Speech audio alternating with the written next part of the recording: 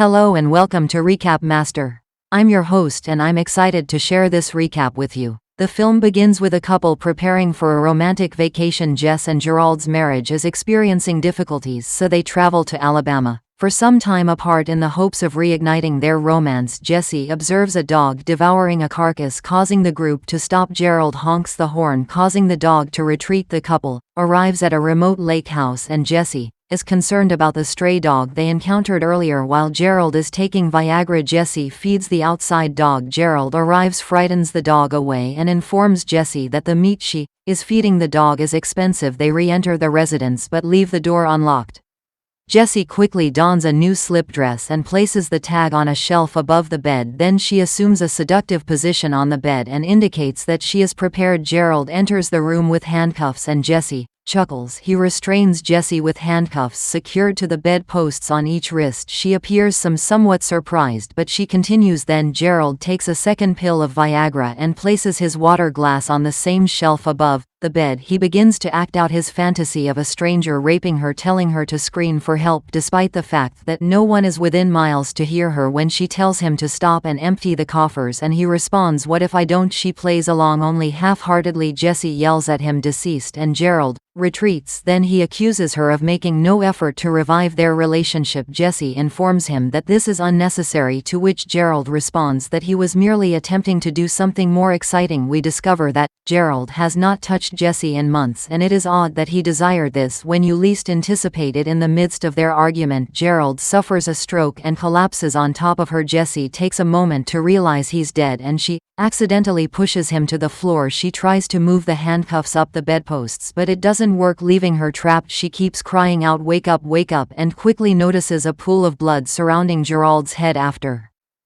several hours, she hears a noise outside. As the night grows darker, Jessie greets the stray dog as he enters through the open door. Jessie tries to scare the dog away from Gerald's blood, but it bites a chunk out of Gerald's arm and eats it. Gerald abruptly stands up and begins to speak, reacting to the missing skin and muscle on his arm, but Jessie notices that his body is still on the floor. She is clearly hallucinating at this point. Gerald makes fun of Jess's strained marriage and his erectile dysfunction. He then informs her that she has already squandered hours doing nothing and is suffering from dehydration and fatigue. Jessie miraculously pulls a hand out of a cough and escapes. She gloats to Gerald, but when she turns around, the real Jessie is still handcuffed to the bed. Jessie tells herself the one who is still trapped that escaping is simple. Gerald and the confident Jessie tell their things about herself and Gerald that she has never had the courage to admit. They remind her of the glass of water above the bed. She slants the shelf and gets the glass of water into her hand, but she can't get it all the way to her mouth, so she puts it back on the shelf. The dog then bites another chunk out of Gerald's arm and begins feasting on his body. Jess's hallucinations remind her of the shelf label she rolled into a drinking straw. She reclaims the water and consumes it through the straw. Following this, she falls asleep. When she awakens in the dark, she sees a tall, deformed and obscured figure revealing a bag containing various bones and trinkets. She closes her eyes and declares that "You are not real." Gerald, however, seems to imply that the figure is death waiting to claim her. Then Gerald begins to refer to Jess's mouse, which disturbs her. This recalls her father Tom, who affectionately called her Mouse. As they prepare to observe a solar eclipse, he has her sit on his lap while he performs a masturbation. Jessie awakens from this horrifying memory. Due to the lack of blood circulation, her hands are painful, and she experiences severe cramping. Flies are swarming around the body of Gerald. Soon Gerald and Jess's vision of her taunt her by suggesting that she never recovered from her father's assault and married a man identical to her father.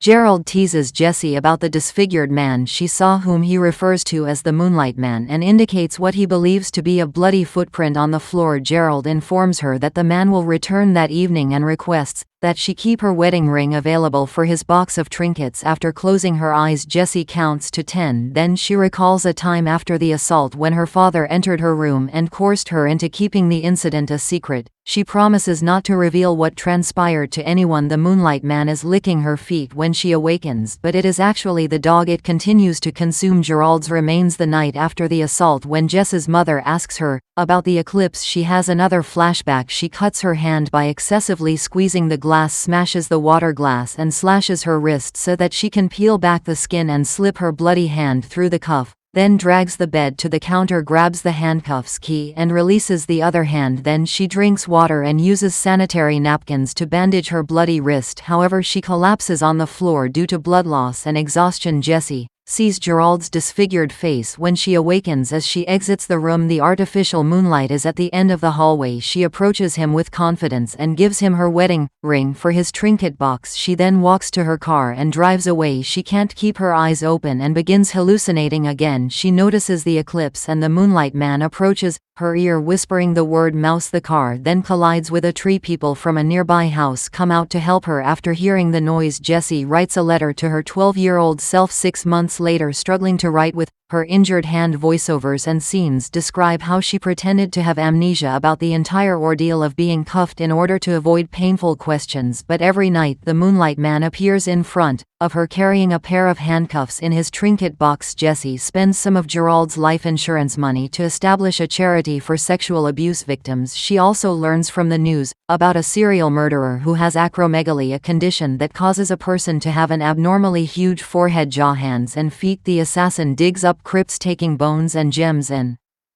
consuming the faces of male dead. This explains why he didn't hurt Jessie and why Gerald's face was damaged. She eventually discovers that the moonlight man is genuine and not a hallucination. Jessie enters the courtroom as the moonlight guy is being sentenced and demands his attention. After she has finished her evidence at his court, she exits the building and walks into the street, which is the final scene of the film. The movie is quite exciting, but it also has a weird character to it. We appreciate you watching and hope to see you again soon.